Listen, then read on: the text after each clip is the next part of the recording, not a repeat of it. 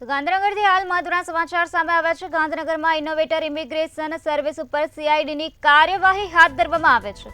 તો passport and visa service company ઉપર કાર્યવાહી કરવામાં આવે છે। પ્રમુખ ટેનગેટ કોમ્પ્લેક્સમાં કાર્યરત કંપની ઉપર કાર્યવાહી હાથ ધરવામાં આવે છે।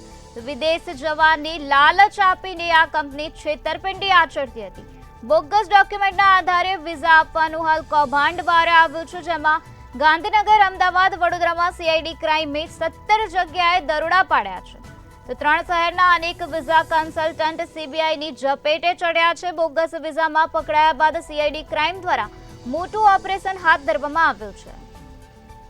તો સીબીઆઈની વિઝા કન્સલ્ટન્ટની ઓફિસમાંથી અનેક દસ્તાવેજો મળ્યા છે। ઓફિસના કોમ્પ્યુટરને સીલ કરવામાં આવ્યા છે અને અનેક શખ્સોની હાલ ધરપકડ કરવામાં આવી છે, તેમજ આ સમગ્ર મામલે હાલ વધુ કાર્યવાહી હાથ ધરવામાં આવે છે।